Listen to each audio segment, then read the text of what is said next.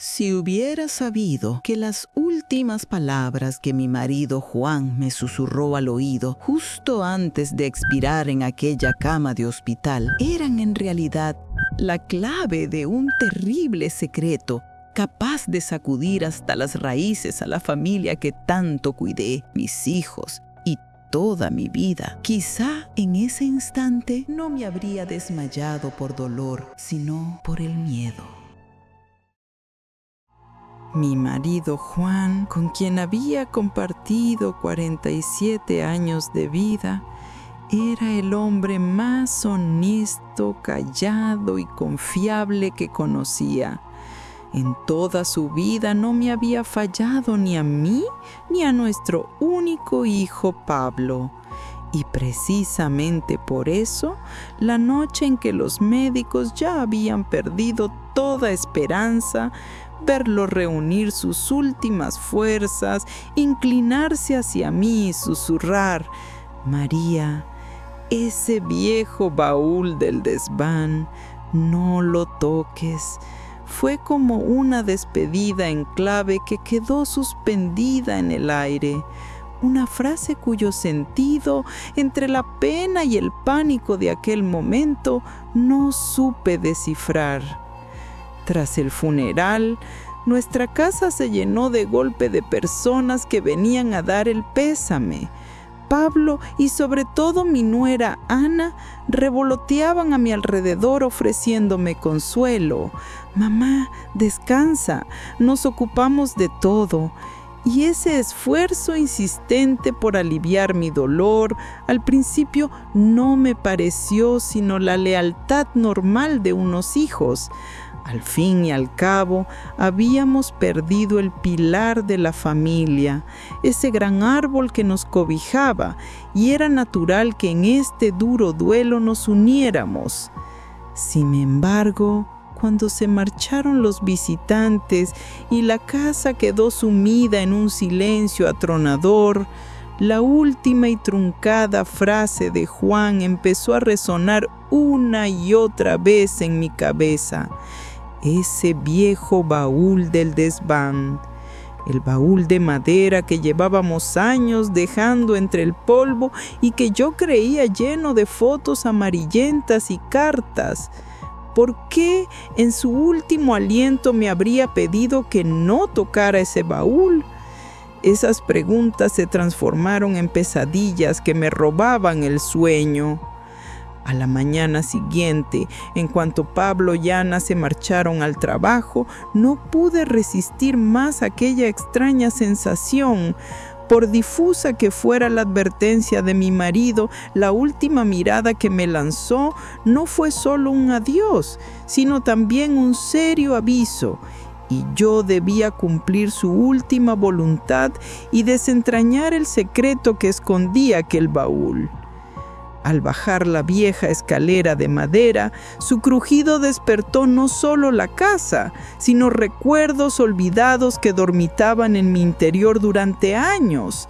El olor cortante del polvo que me golpeaba la cara cada vez que subía transformaba cada paso hacia ese desván, testigo de mi juventud, de mi matrimonio y de toda una vida, en una inmersión por las galerías más oscuras de mi propio pasado, más que en la búsqueda de un secreto. Cuando al fin vi el baúl, medio oculto detrás de una cuna vieja y una máquina de coser en desuso, sentí que el corazón se me detenía un instante. Ya no era la caja de recuerdos inocente que imaginaba con fotos amarillentas y patucos impregnados de naftalina, sino el guardián de un misterio desconocido que amenazaba con proyectar una sombra sobre mis 47 años de matrimonio.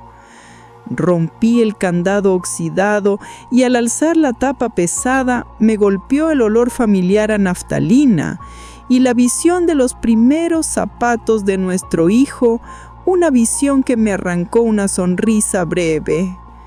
Pero justo debajo, entre esos recuerdos cálidos, había una pequeña caja metálica fría y brillante, con una cerradura diminuta, un intruso entre las memorias. En ese instante comprendí el verdadero peso del "no lo toques" de mi marido. Aquello no era un objeto cualquiera. Iba a sacudir la caja metálica para ver si estaba cerrada, cuando desde abajo sonó la llave en la puerta y de pronto Pablo y Ana entraron de forma inesperada. Mi sangre se heló, pues nunca regresaban tan temprano, y su aparición súbita, como si hubieran percibido que yo subía al desván, convirtió la pequeña semilla de duda que tenía en un enorme árbol de desconfianza. Conteniendo el aliento, escondí la caja bajo una vieja manta y bajé sin hacer ruido. Desde la cocina pude oírlo susurrar, y cuando escuché a Ana decir: "No es el momento, Pablo, esperemos el momento oportuno, mamá no debe sospechar nada", comprendí con amargura que el secreto de mi marido no estaba solo en aquel baúl, sino también oculto entre las paredes de la casa, bajo las palabras de quienes más yo confiaba. En el umbral de la puerta de la cocina, paralizada por el eco venenoso de las palabras que acababan de salir de la boca de mi nuera Ana, comprendí que el dolor de haber enterrado a mi marido Juan después de 47 años juntos era en realidad cálido y soportable comparado con el vacío helado que deja la traición de alguien de tu propia sangre. Me coloqué en el rostro una sonrisa falsa, la primera de mi vida, y entré en la habitación con una serenidad tan calculada que ni yo misma la reconocí. Cuando me vieron aparecer, percibí en sus rostros un destello de pánico, seguido de una alegría forzada, como si no hubieran estado urdiendo un plan a mis espaldas, sino preparando una sorpresa de cumpleaños. A mi pregunta sobre por qué habían regresado tan temprano, Pablo respondió: "No podíamos dejarte sola, mamá. No dejábamos de pensar en ti". Aquellas palabras ya no me sonaban a ternura filial, sino al ronroneo astuto de un cazador que tantea a su presa antes de acorralarla. Aquella tarde, sentada en el salón de mi propia casa como una prisionera, Ana no se separó ni un instante de mí, preguntándome sin parar si necesitaba algo, mientras Pablo, de un modo inusual, trataba de sonsacarme recordando viejas anécdotas con su padre. No hacía falta ser muy lista para entender que aquella repentina atención no era cariño, sino una torpe vigilancia destinada a comprobar si había subido al desván y si había encontrado algo. Cuando Ana, con aire casual, empezó a hablar de lo meticuloso y previsor que era su suegro y fue llevando la conversación hacia las finanzas de la casa, las posibles deudas o documentos que Juan pudiera haber dejado, sus miradas calculadas, midiendo si yo picaba el anzuelo en cada frase, me sirvieron como una lección preciosa. El silencio podía ser mi mejor aliado, la máscara perfecta para observar sus intenciones reales con todo detalle. Y por fin llegó la pregunta que esperaba, envenenada con fingida inocencia. «Mamá, además de la caja fuerte del banco, ¿acaso guardaba papá algún documento importante en casa? ¿Algún testamento secreto por si acaso?». En ese instante, la imagen del pequeño cofre metálico escondido bajo la manta del desván ardió en mi mente como una brasa. Entendí entonces que las últimas palabras de mi marido no me habían dejado solo un secreto, sino una misión: resistir, incluso frente a los míos. El descaro de Ana, preguntando por dinero cuando aún no se habían cumplido ni 40 días desde la muerte de Juan, me dejó un sabor amargo, pero mientras mi interior se engelaba por la certeza de la traición, logré ocultarlo bajo la confusión y la fragilidad de una anciana en duelo, como si el dolor me hubiera vuelto torpe y olvidadiza. A Apartando la mirada de sus ojos curiosos, respondí con voz cansada, como quien reprende con suavidad una pregunta inoportuna.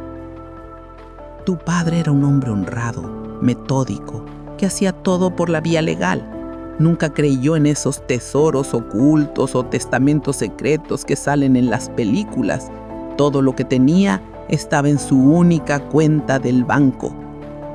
Vi cómo Pablo se relajaba ligeramente, liberado de un peso, mientras en el rostro de Ana se dibujaba fugazmente el gesto frío de una cazadora que acaba de perder la pista de su presa.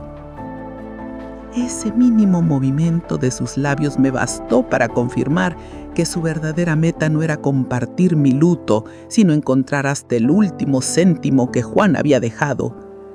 Comprendí que no podía sostener por mucho más tiempo aquel peligroso juego. Necesitaba quedarme sola cuanto antes para abrir el cofre del desván. Fingí un fuerte dolor de cabeza y la fatiga de no poder acostumbrarme a la ausencia de mi esposo. Les agradecí su atención y les pedí que se marcharan a descansar, asegurando que yo tomaría mis medicamentos y dormiría un poco.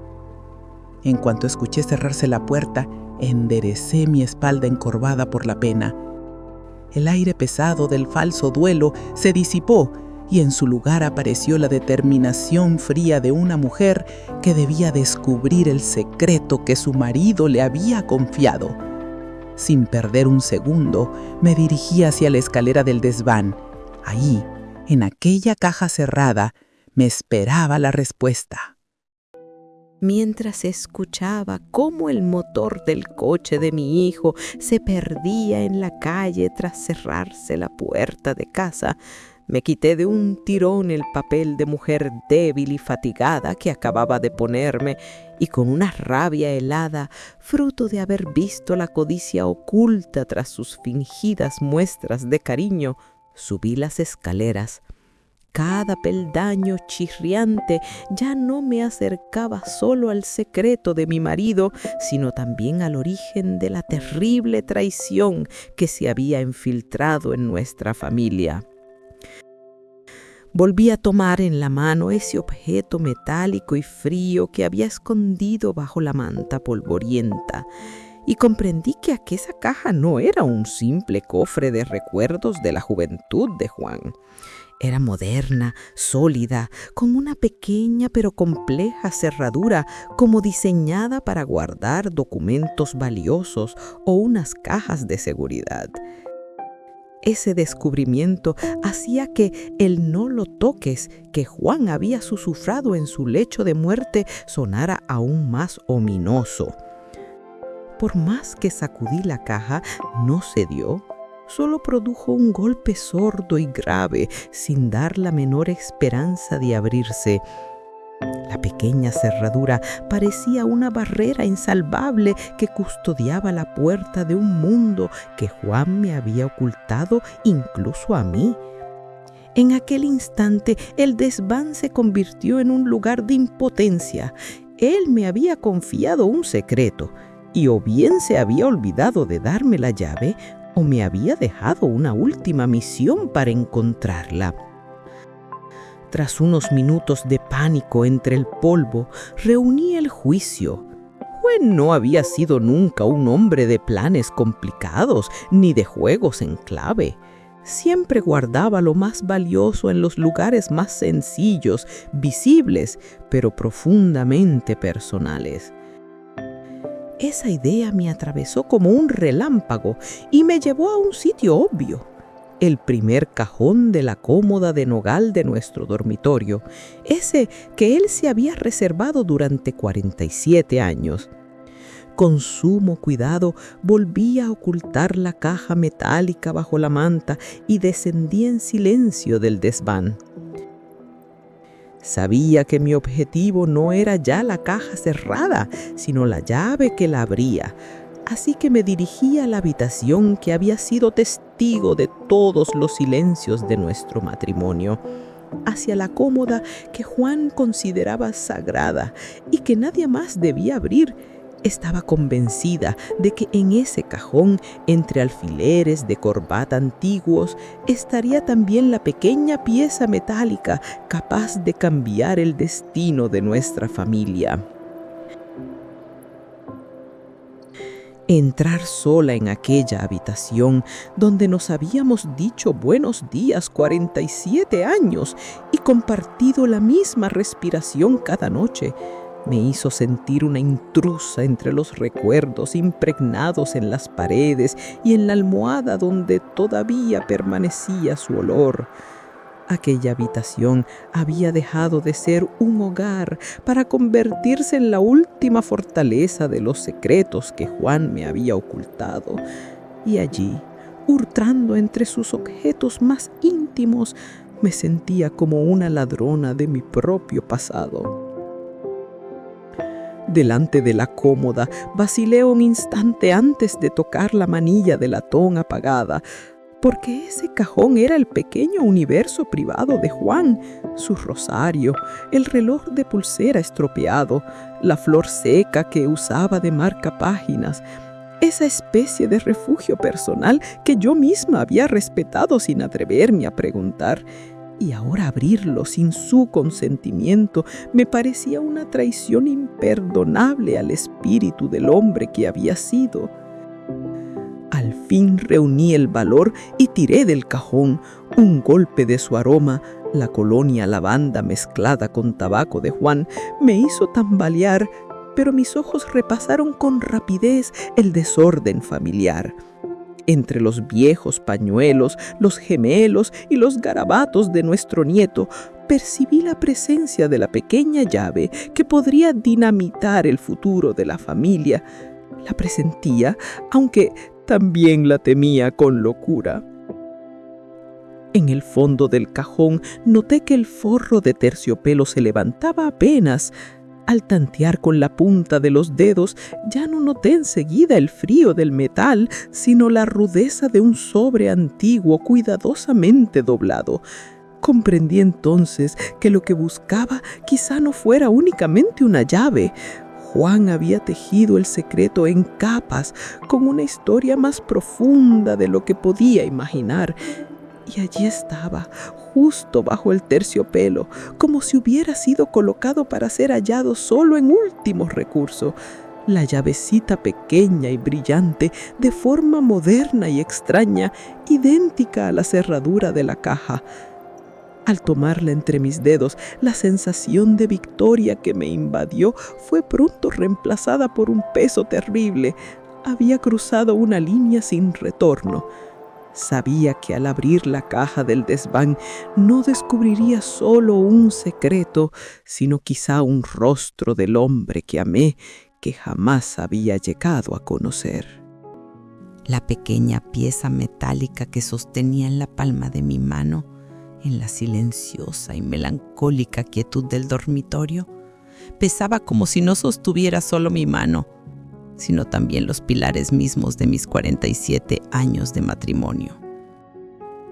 Y la efímera sensación de victoria por haber encontrado la llave se desvaneció pronto, sustituida por el miedo. La verdad que saldría de esa caja cuando la abriera podía aplastar y devorar todos los recuerdos felices que había compartido con mi marido. Cada paso que di por el oscuro pasillo que llevaba del refugio íntimo de la habitación al desván me hacía sentir como una extraña en mi propia casa, como un fantasma que atraviesa sus propios recuerdos. Las fotografías familiares que colgaban en las paredes, antes alegres, se burlaban ahora de mí como fragmentos de una mentira ominosa, y en mi cabeza solo resonaba la última y dolorida mirada de Juan. ¿Por qué me había ocultado este secreto hasta el último segundo de su vida? Y me había dejado en ese terrible dilema. Cuando por tercera vez llegué al hueco donde crujía la escalera, supe que esta vez no ascendía movida por una curiosidad infantil ni por una búsqueda desesperada. Era una confrontación final, inaplazable e irreversible. Me agarré con todas mis fuerzas a la cuerda de la escalera, como si sujetara la propia soga de mi destino, y el siniestro ruido de los peldaños al ceder bajo mis pies me pareció el chirrido de la tapa de un ataúd que se abre. Subí los peldaños polvorientos con una determinación helada, no con miedo. Y cuando pisé de nuevo el desván sombrío, avancé directamente al rincón donde reposaba la vieja manta. Coloqué la caja metálica fría frente al único rayo de luz que entraba por la ventana sucia, como si colocara a una víctima sobre un altar, y junté por fin las 2 malditas piezas de mi destino, la caja y la llave. Al acercar la llave al pequeño y brillante cerrojo no pude evitar que mis dedos temblasen, pero en ese instante vinieron a mi mente los ojos de mi nuera Ana, brillantes por la codicia, y la actitud pusilánime y muda de mi hijo Pablo frente a ella. Supe entonces que lo que hubiese dentro de esa caja no sería solo el secreto de mi marido fallecido, sino también el arma con la que me protegería frente a esas 2 caras rapaces. Respiré hondo y metí la llave con lentitud en la cerradura. Cuando giré la pequeña llave como si sacara el hielo del corazón inmóvil, escuché el sonido frío y seco del clic resonar en el polvoriento desván como una bala.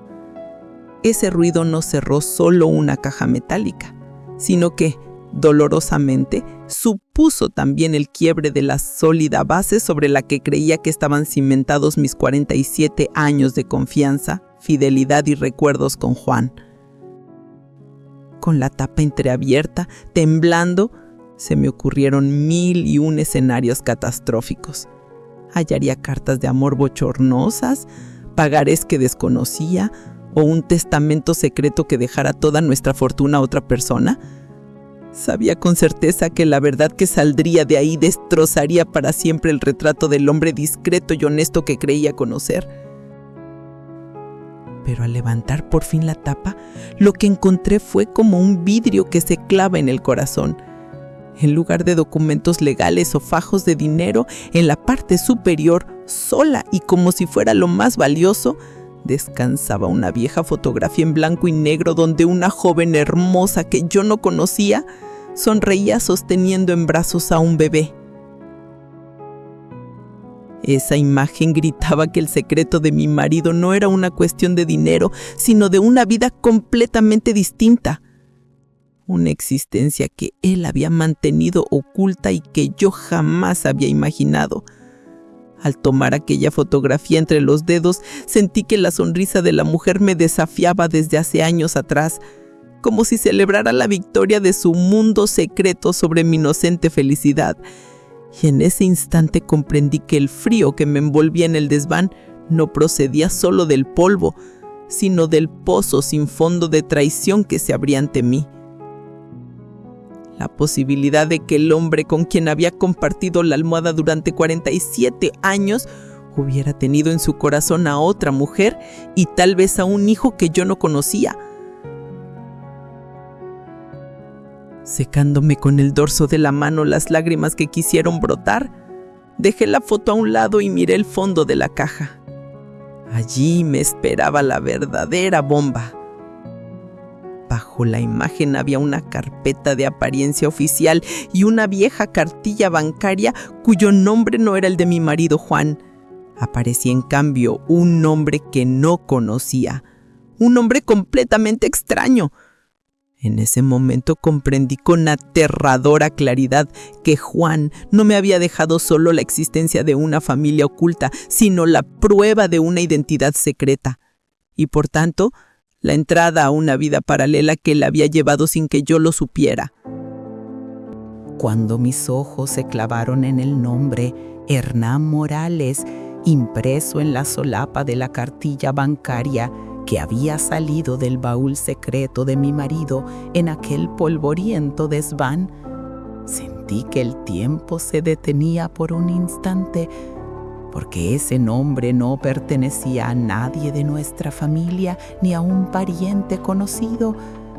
Era la prueba fría y oficial de una identidad falsa que Juan, mi esposo de 47 años, me había ocultado por completo, como si hubiera creado una vida paralela.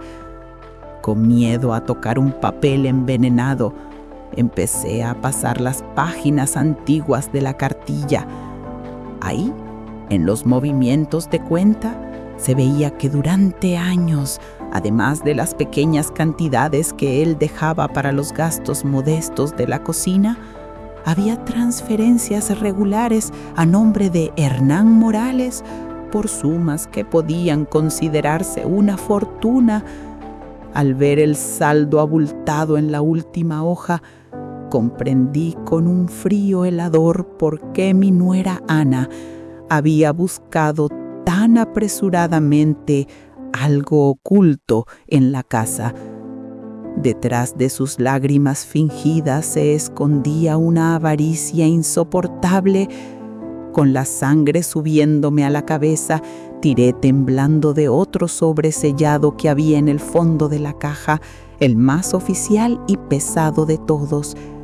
Romper el sello de aquel sobre era como rasgar no solo un trozo de papel, sino también el sagrado juramento de matrimonio tejido con la honra de mi marido y mi ingenuidad.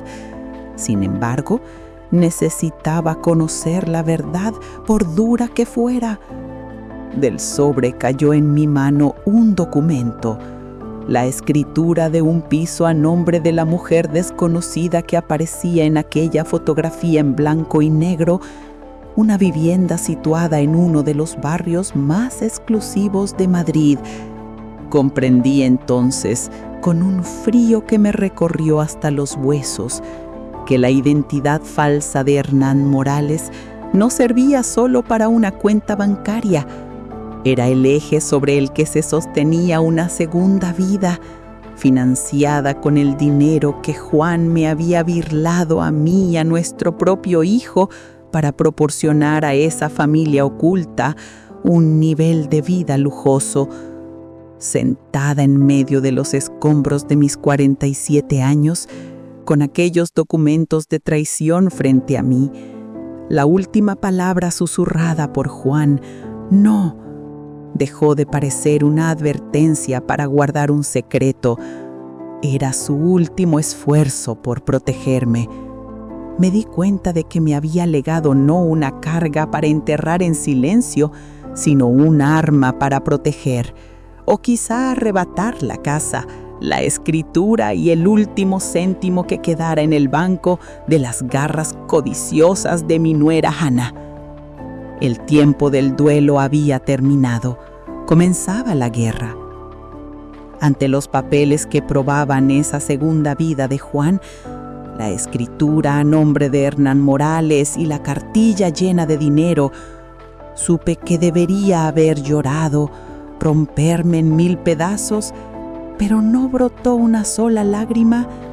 En lugar del dolor, sentí algo más puro y afilado, una rabia que me atravesaba los huesos, la que sería mi única arma frente al maquiavélico plan de Ana. Con cuidado de quien está manejando una serpiente venenosa, coloqué de nuevo cada documento en la fría caja metálica, cerré la tapa y volví a guardar todo bajo la manta polvorienta, exactamente como si nadie hubiera abierto nunca aquel escondite. Ese secreto dejó de ser mi carga para convertirse en mi carta más valiosa. Al descender del lúgubre desván y volver a la casa silenciosa y llena de recuerdos, vi las paredes ya no como refugio, sino como un campo de batalla repleto de depredadores con doble cara. Cuando la voz de Ana volvió a resonar en mis oídos, «Tenemos que esperar el momento adecuado», comprendí con horror que ellos ya sabían de la existencia de ese secreto, o al menos sospechaban de su existencia, y que solo estaban esperando la ocasión propicia para arramblar con todos los papeles y el dinero mientras yo aún estaba de luto. En ese instante decidí que debía representar el papel más difícil de mi vida. Ante mi hijo y mi nuera sería la mujer destrozada por la pérdida, la anciana indefensa y despistada, que no se da cuenta de nada. Tras esa máscara, y refugiada en la falsa compasión que me brindaran, observaría cada gesto, cada susurro y mediría hasta qué punto estaban implicados en esta traición. Pero no podía jugar este juego sola. La identidad de Hernán Morales y la dirección de la escritura no eran acertijos que yo pudiera desentrañar sin ayuda. Necesitaba saber quién era la mujer del acta, desde cuándo Juan le llevaba esa doble vida y, sobre todo, hasta qué punto Ana y Pablo estaban implicados. No confiaría en nadie de mi sangre. Debía buscar ayuda externa. Quizás a don López, el viejo abogado en quien Juan había confiado durante años, y que fuera él quien con discreción desentrañara esta red.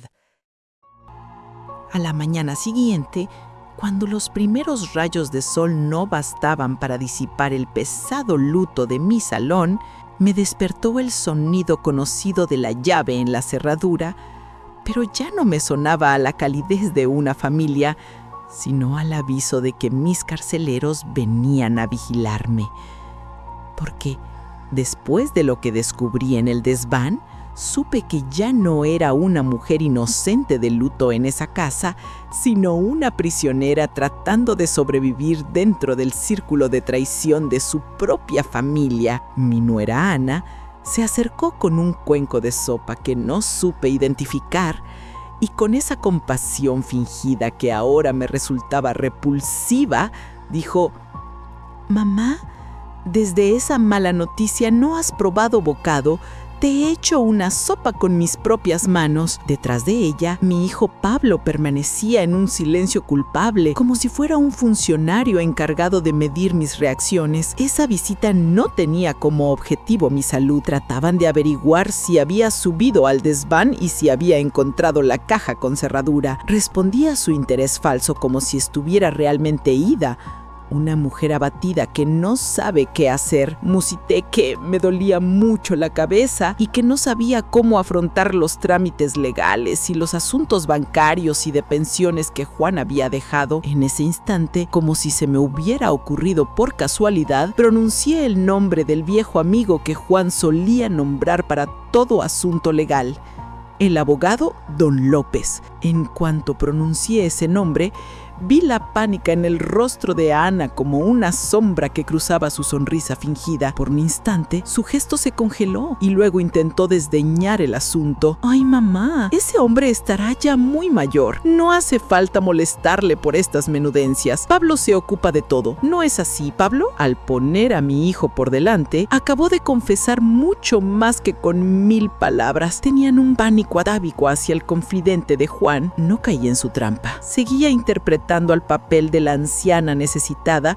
y murmuré: «No sé. Juan siempre decía: si algo me pasa, buscad a don López», cerrando así el tema y convenciéndoles de que yo estaba demasiado abatida para perseguir ese asunto. Los dejé marchar convenciéndoles de que descansaran y en cuanto se fueron, dejé atrás mi papel de mujer impotente. Saqué la vieja agenda del despacho de Juan, busqué el número de don López y marqué. Mi voz ya no temblaba. «Don López, soy María, la mujer de Juan. Necesito hablar con usted con urgencia sobre la otra vida de mi marido». Hubo un silencio profundo al otro lado y luego la voz grave de aquel hombre, el confidente de 40 años, me respondió: «Señora María, cuando habla de otra vida de Juan no entiendo a qué se refiere. Venga a mi despacho y, por favor, no diga nada a nadie, sobre todo a Pablo». Esas palabras me partieron. Me confirmaron que estaba sola en esto, pero a la vez me dieron un alivio extraño.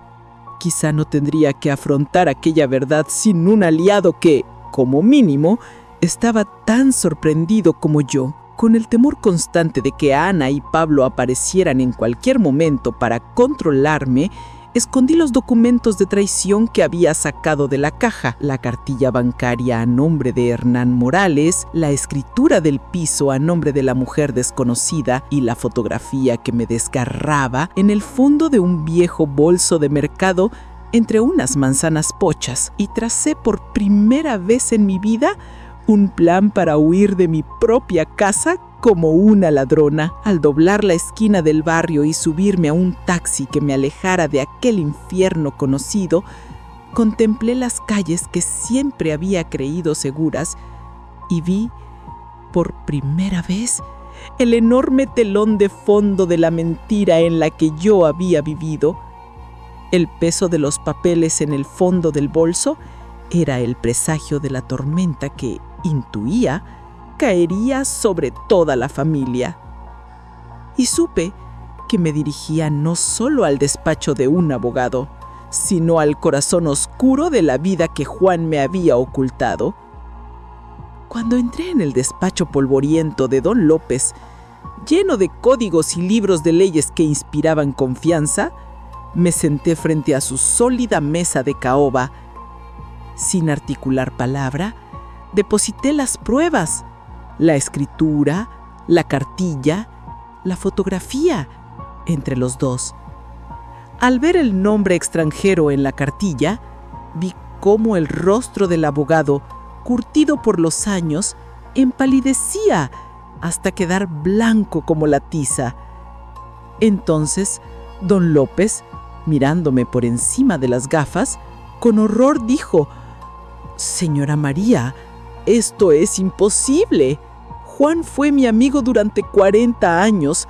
Administré su herencia, todos sus asuntos legales. Le juro que esa firma, ese nombre y esa mujer son algo que yo veo por primera vez en mi vida. Juan no solo le mintió a usted, nos mentía a los dos». En ese momento comprendí con pavor que la red de engaños que Juan había tejido era mucho más honda, más profesional y mucho más peligrosa de lo que jamás habría imaginado, y que incluso el hombre en quien Juan más confiaba había sido engañado. Cuando escuché, al cerrarse la puerta de casa, cómo el motor del coche de mi hijo se perdía por la calle, me quité de un tirón el papel de mujer débil y agotada que me había enfundado, y con una rabia helada nacida de ver la codicia oculta tras sus fingidas muestras de cariño, subí las escaleras, porque cada crujido de esos peldaños ahora me acercaba no solo al secreto de mi marido, sino también al origen de la terrible traición que se había infiltrado en nuestra familia. Volví a tomar entre mis manos ese objeto metálico y frío que había ocultado bajo la manta polvorienta, y comprendí que esa caja no era un simple cofre de recuerdos juveniles de Juan. Era moderna, resistente y tenía una pequeña pero compleja cerradura, como diseñada para proteger documentos valiosos o cajas de seguridad. Ese hallazgo hacía que él no lo toques, que me susurró en su lecho, sonara aún más siniestro. Por mucho que sacudí la caja, no dio más que un sonido sordo y seco. La pequeña cerradura parecía una barrera infranqueable que custodiaba la puerta de un mundo que Juan había ocultado incluso a mí. En aquel momento me invadió la impotencia. Me había confiado un secreto sin dejarme la llave, o quizá me había impuesto una última prueba para encontrarla. Tras unos minutos de pánico entre el polvo, recuperé el juicio. Juan no era hombre de planes enrevesados ni juegos en clave. Siempre guardaba lo más valioso en los lugares simples, a la vista, y sin embargo, profundamente personales. Esa idea me golpeó como un relámpago y me llevó al lugar obvio, el primer cajón de la cómoda de nogal de nuestro dormitorio, el único que él consideraba suyo desde hacía 47 años. Con suma cautela volví a ocultar la caja metálica bajo la manta y bajé del desván sin ruido. Ya no perseguía la caja, sino la llave que la abría. Así que me dirigí a la habitación que había sido testigo de todos los silencios de nuestro matrimonio y a la cómoda que Juan veneraba y que nadie más debía abrir. Estaba convencida de que en ese cajón, entre alfileres de corbata y objetos antiguos, hallaría la pequeña pieza metálica que podía cambiar el destino de nuestra familia. Entrar sola en aquella habitación donde durante 47 años nos habíamos dado los buenos días y compartido el mismo aliento nocturno, me convirtió en una extraña entre los recuerdos adheridos a las paredes y a la almohada que aún conservaba su olor. La habitación había dejado de ser un hogar y se había vuelto la última fortaleza de los secretos que Juan me ocultó, y yo, hurgando en sus objetos más íntimos, me sentía casi una ladrona de mi propio pasado. Delante de la cómoda vacilé un instante antes de tocar la manilla de latón. Ese cajón era el pequeño mundo privado de Juan. Su rosario, el reloj de pulsera estropeado, la flor seca usada de marcapáginas. Ese refugio personal que yo había respetado durante años, y abrirlo sin su permiso me parecía traicionar el espíritu del hombre que había sido. Al fin reuní el valor y tiré del cajón. Un golpe de su aroma, esa mezcla de colonia de lavanda y tabaco tan suya, me hizo vacilar, pero mis ojos peinaron rápidamente el desorden habitual. Entre pañuelos viejos, gemelos y los garabatos de nuestro nieto, percibí la presencia de la llave que podía dinamitar el porvenir de la familia. La presentía, aunque la temía con locura. En el fondo del cajón noté que el forro de terciopelo se levantaba apenas. Al tantear con la punta de los dedos, no noté primero el frío del metal, sino la aspereza de un sobre antiguo cuidadosamente doblado. Comprendí entonces que lo que buscaba quizá no fuera solo una llave. Juan había tejido el secreto en capas con una historia más profunda de lo que podía imaginar. Y allí estaba, justo bajo el terciopelo, como dispuesto para ser hallado solo en último recurso, la llave pequeña y brillante, moderna y extraña, idéntica a la cerradura de la caja. Al tomarla entre los dedos, la sensación de triunfo fue reemplazada por un peso terrible. Había cruzado una línea sin retorno. Sabía que, al abrir la caja del desván, no desenterraría solo un secreto, sino quizá un rostro del hombre que amaba que jamás llegaría a conocer. Sosteniendo en la palma de mi mano aquella pequeña pieza metálica, en la silenciosa y melancólica quietud del dormitorio, su peso parecía tirar no solo de mi mano, sino de los pilares mismos de mis 47 años de matrimonio. La efímera sensación de victoria por haber encontrado la llave se desvaneció pronto, sustituida por el miedo. La verdad que saldría de esa caja aplastaría y devoraría todos los recuerdos felices que había compartido con Juan. Cada paso por el oscuro pasillo que conducía del santuario íntimo de nuestro dormitorio al desván me hacía sentir una extraña en mi propia casa. Un fantasma entre mis recuerdos. Las fotografías familiares en las paredes, antes alegres, se burlaban ahora de mí en fragmentos de una ominosa mentira, y en mi cabeza solo resonaba la última mirada dolorosa de Juan. ¿Por qué me ocultó este secreto hasta su último aliento y me dejó en semejante dilema? Cuando por tercera vez llegué al hueco donde crujía de escalera, supe que esta ascensión no era mera curiosidad ni una búsqueda desesperada. Era una confrontación final, inaplazable e irreversible. Me aferré con todas mis fuerzas a la cuerda de la escalera, como si la sujetara al propio destino, y el siniestro ruido de los peldaños al ceder me pareció el chirrido de una tapa de ataúd que se abre. Subí con una determinación helada y al pisar el desván avancé sin dudar hasta la esquina donde reposaba la vieja manta. Coloqué la caja fría frente al único rayo de luz que cruzaba la ventana sucia y junto a la llave reuní por fin las 2 malditas piezas de mi destino. Al acercar la llave al pequeño y brillante cerrojo, mis dedos temblaron, pero al pensar en los ojos de mi nuera Ana, brillantes por la codicia, y en la pusilánime y muda postura de mi hijo Pablo frente a ella, comprendí que el contenido de esa caja no solo sería el secreto de mi marido muerto, sino también la arma con la que enfrentaría a esos dos buitres. Respiré hondo y metí la llave en la cerradura. El clic frío y seco resonó en el desván como una bala. Entendí con dolor que aquel sonido no solo había abierto una caja metálica, sino que quebraba la sólida base sobre la que había fundado mi confianza, fidelidad y recuerdos con Juan. Con la tapa entreabierta, se me cruzaron 1000 escenarios catastróficos, cartas de amor vergonzantes, pagarés desconocidos, un testamento secreto que legara todo a otra persona. Sabía que la verdad que saliera de ahí desmenuzaría para siempre el retrato del hombre discreto y honesto que creía conocer. Pero al levantar la tapa, lo que encontré fue como un cristal clavándose en el pecho. En la parte superior, sola y como si fuera lo más valioso, había una vieja fotografía en blanco y negro donde una joven desconocida sonreía sosteniendo a un bebé. Aquella imagen gritaba que el secreto de Juan no era una cuestión de dinero, sino una vida completamente distinta, una existencia que él había mantenido oculta y que yo jamás habría imaginado.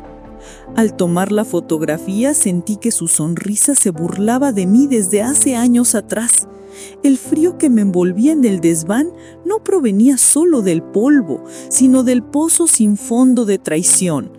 La posibilidad de que el hombre con el que había compartido la almohada durante 47 años albergara en su corazón a otra mujer y quizá a un hijo que yo no conocía.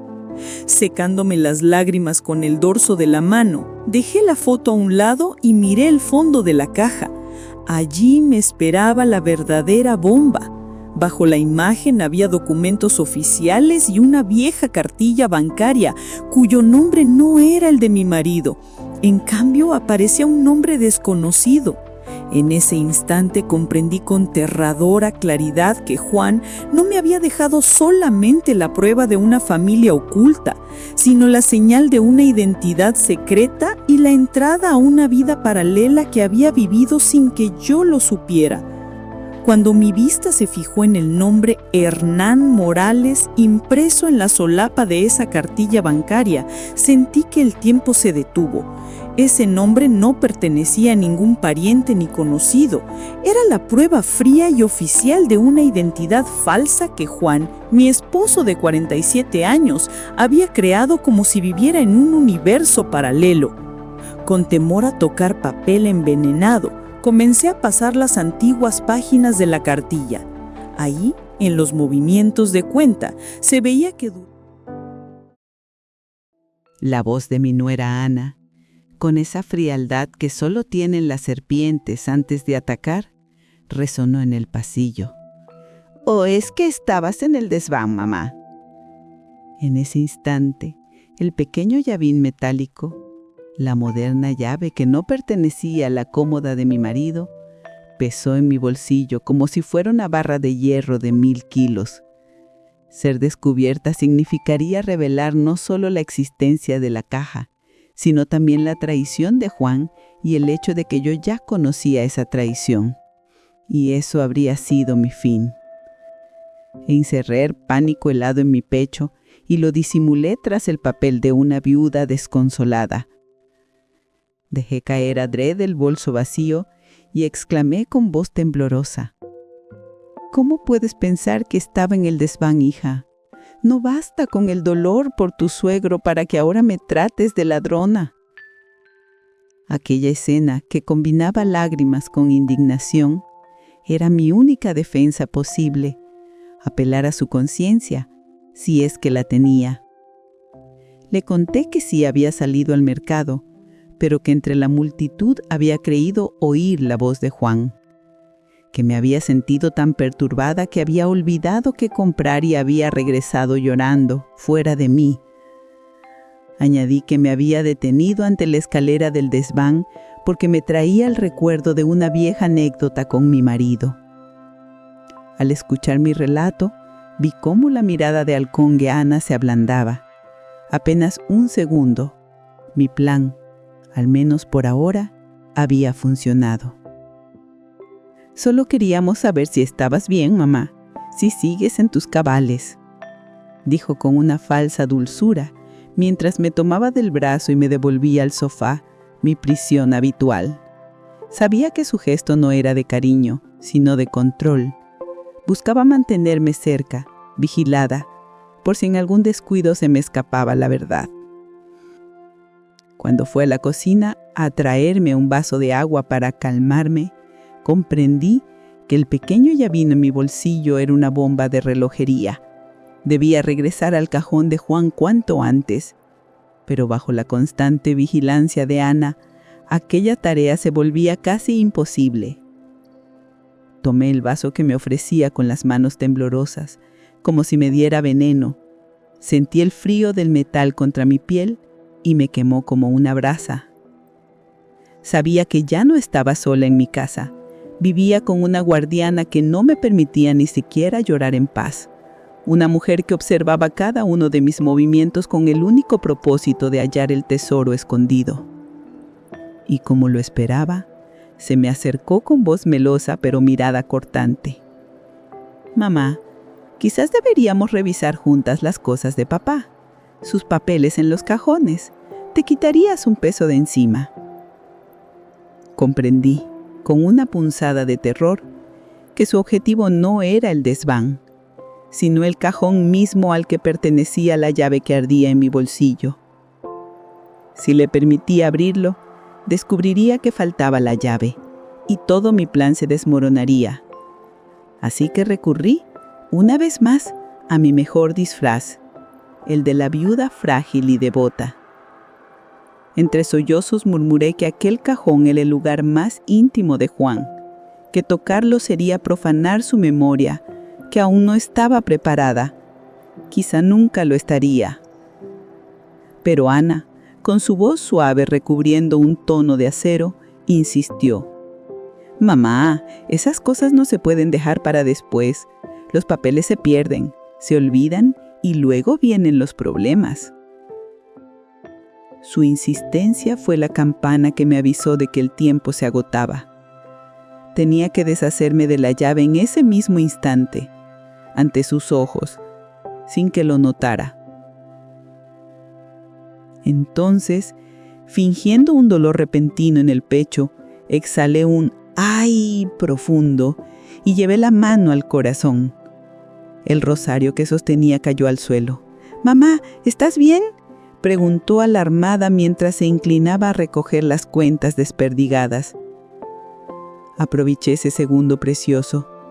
Metí la mano en el bolsillo, saqué el llavín frío y lo empujé bajo el cojín del viejo sillón donde estaba sentada, mi escondite improvisado, mi tumba temporal para la prueba que podía condenarme. Cuando Ana se reincorporó, yo ya volví a llorar como una viuda rota, y el secreto más peligroso de mi vida descansaba, invisible, a solo unos centímetros de mi mano. El frío de las cuentas del rosario que mi nuera Ana dejó caer de nuevo en mi mano, con ese gesto hipócritamente tierno, se mezcló con la presencia invisible del pequeño llavín oculto bajo el cojín del sillón, en su tumba improvisada. Sentí como no era solo una farsa lo que me oprimía el pecho, era el peso real de aquel engaño insoportable, el miedo de cuánto más podría sostener esta mentira sin que mi alma, literalmente, se ahogara. Mi ataque de ansiedad, que comenzó como una actuación, terminó siendo auténtico. Ve cómo la dureza de Ana, esa inflexibilidad de acero que solía helar cualquier habitación, se quebraba un instante. «Está bien, mamá. Tranquilízate. Si no es hoy, Ya veremos más adelante esos papeles, dijo como si me concediera un favor. En su gesto compasivo había una victoria, había ganado tiempo, pero también comprendí que cada movimiento mío era una jugada al borde del abismo y que cada triunfo me acercaba un paso más al peligro. En medio de esa tensión, el teléfono negro del salón, aquel aparato antiguo que colgaba del pasado, sonó de repente. Su zumbido rompió el aire como la sirena de un barco que anuncia la salvación. Ana y yo dimos un respingo. Supe de inmediato que no era una casualidad. Ese timbre era una señal del destino, o quizá rellamada que había esperado con tanta ansiedad. Don López, el abogado. «No te molestes, mamá, yo contesto», dijo mi nuera con una rapidez sospechosa, alargando la mano hacia el auricular como si la llamada fuera para ella. En ese momento supe que no podía permitirlo. Aquella conversación podría revelar demasiado. Juntando todo el valor que me quedaba, mentí con una voz temblorosa. «No, hija, debe de ser mi vecina Carmen. Siempre me llama a esta hora». Antes de que pudiera insistir, ya tenía el auricular en mi mano. Del otro lado escuché el susurro urgente del abogado. «Señora María, encontré el nombre de la mujer del registro. Cuando sepa quién es, se le helará la sangre. Pero no reaccione, está acompañada». Con una calma casi sobrehumana, mantuve la sonrisa y mirando de reojo a Ana, contesté con la voz más dulce que pude. «Sí, Carmen, el escabeche me salió justo como el tuyo. Mañana te llevo un frasco, a las 9, ¿de acuerdo?». Así, en un solo intercambio, fijé la cita con don López y creé la coartada perfecta para salir de casa sin levantar sospechas. Colgué despacio, dejando el auricular en su cuna, pero la frase del abogado, «se le helará la sangre», me atravesó como un clavo de hielo. Miré a Ana, que seguía observándome con esos ojos de serpiente, y fingí una sonrisa agotada. «Ay, esta Carmen, siempre hablándome de tonterías». Ya me subió la tensión otra vez. «¿Lo ves, mamá?», replicó con ese tono condescendiente. «Te hacen mal esas llamadas inútiles. Y nada de prometer visitas. Mañana no sales de casa». Dijo eso mientras me guiaba de nuevo hacia el sofá, justo sobre el lugar donde, segundos antes, había escondido la llave. Sentí bajo mí el frío metálico que me recordaba que cada segundo en esa casa era un riesgo mortal, que si esa mujer volvía a sospechar, ese mismo cojín podría convertirse en mi tumba. Sabía que mis falsas dolencias y mis fingidas flaquezas ya no durarían mucho más. Tenía que lograr que se marchara, y pronto. Respiré hondo, interpretando con precisión la escena final del acto. «Hija, por favor, vete ya. La tristeza, los papeles, el corazón, solo quiero dormir un poco. Déjame sola, te lo ruego». Por primera vez vi un leve cambio en su rostro. Tal vez creyó que la vieja estaba vencida, que no quedaba amenaza en mí.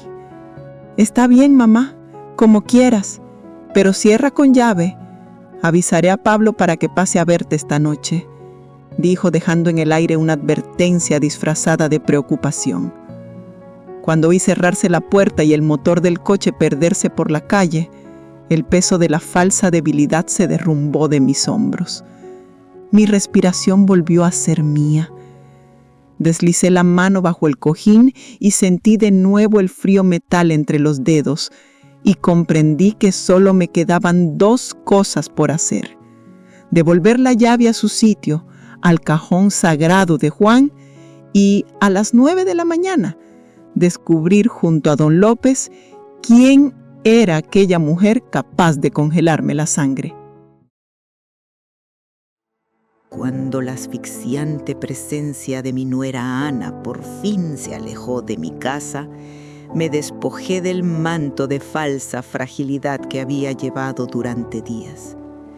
En mi mano, el pequeño y brillante llavín que había ocultado bajo el cojín se convirtió en mi trofeo, la insignia silenciosa de una batalla ganada.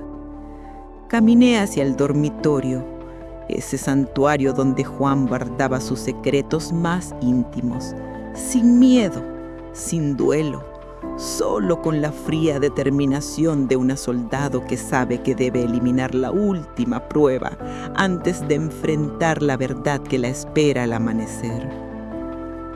Por primera vez en mucho tiempo, no vacilé al tomar el tirador de latón de la cómoda de nogal.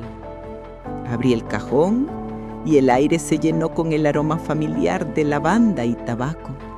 Sin embargo, aquel olor ya no evocaba recuerdos, sino el decorado de una farsa que había durado 47 años. Miré las reliquias que guardaba dentro: pañuelos, gemelos, cartas amarillentas, como si fueran pruebas de un crimen, no recuerdos de una vida. Deslicé la llave del cofre maldito bajo el forro de terciopelo, con el mismo cuidado que un cirujano coloca una pieza vital. Cada movimiento medido, cada respiración contenida. Ana podría algún día registrar ese cajón, y cualquier mínima alteración bastaría para condenarme. Cuando cerré el cajón y el golpe seco resonó en la habitación, supe que no solo estaba ocultando una prueba, sino sellando con ese sonido el ataúd del hombre honesto que creía haber amado. De pie, rodeada de los falsos recuerdos que tapizaban mi dormitorio, dejé de mirar atrás. Todo mi ser se dirigía hacia el futuro, hacia las 9 en punto del día siguiente, en el despacho de don López, cuando por fin descubriría quién era la mujer cuyo nombre figuraba en aquella escritura, la mujer que representaba el último secreto de mi marido. Cuando el sonido del coche de mi hijo Pablo se oyó por la calle, volví a ocupar mi puesto en el salón, en aquel sillón que se había convertido en mi trinchera.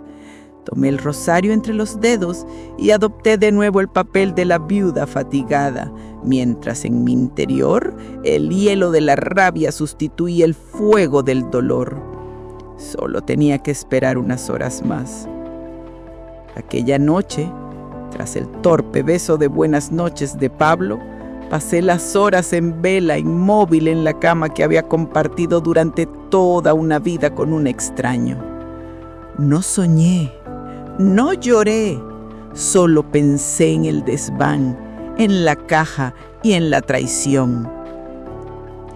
Al amanecer, cuando la luz gris del invierno se filtró por las cortinas, preparé la representación final de mi mentira.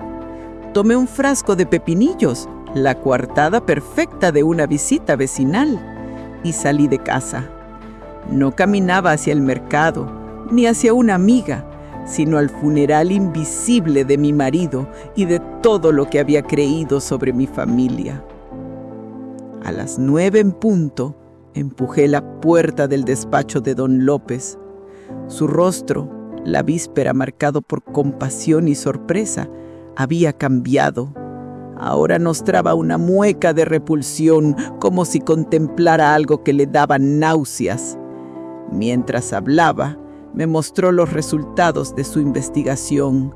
Había pasado toda la noche indagando sobre la identidad falsa de Hernán Morales, el nombre de la escritura y de la cuenta bancaria.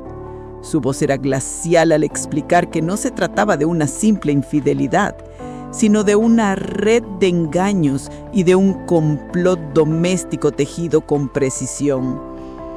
Luego empujó hacia mí un sobre sellado, el registro oficial de identidad de la mujer de la fotografía. Al leer el nombre en el documento, sentí como el tiempo se detenía. La propietaria de la vivienda, La mujer a la que mi marido había transferido su fortuna bajo aquel alias no era una amante desconocida.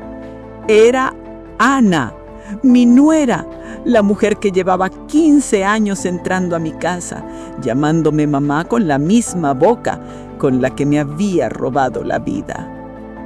Y el niño que sostenía en brazos en aquella foto antigua no era su hijo con Pablo, sino un hijo anterior, nacido mucho antes de su matrimonio, fruto de una relación secreta con mi propio marido. Entonces comprendí las últimas palabras de Juan. El cofre del desván, no lo abras. No era una advertencia, era una confesión. Ana había descubierto su secreto muchos años atrás. Lo había chantajeado, lo había obligado a crear esa identidad falsa y transferirle toda su fortuna para mantener su silencio. Mi marido, sabiendo que su muerte me dejaría en manos de esa víbora, quería advertirme. Aquel instante borró todo duelo, todo amor, toda compasión. Mi luto terminó allí mismo. En su lugar nació algo nuevo, implacable, helado y lúcido. Mi venganza acababa de empezar.